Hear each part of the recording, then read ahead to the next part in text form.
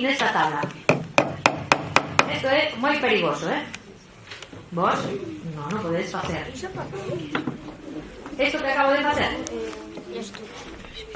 Estes? Pois estes son para cando un cravo se torce e sale mal para poder sacarlo.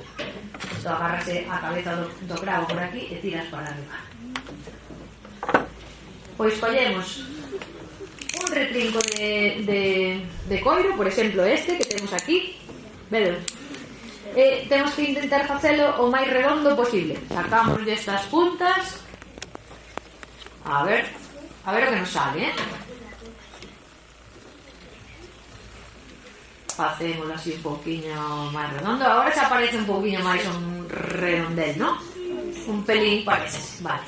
Pois vamos a dar un pouquiño máis. Venga, que se parece un pouquiño máis a un redondel, porque senón non nos vai salir.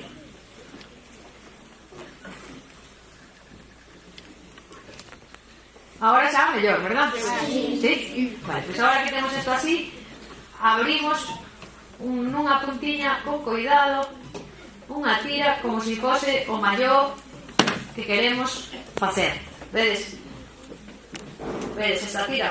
Así, enganchada.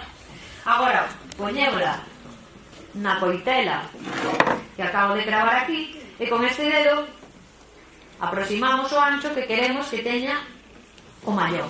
Se queremos que sexa máis ancho, separamos máis o dedo. Se queremos que sexa máis estreito, apretámoslo un pouquiño máis. E con cuidado imos tirando do rabiño que fixemos antes. E imos tirando,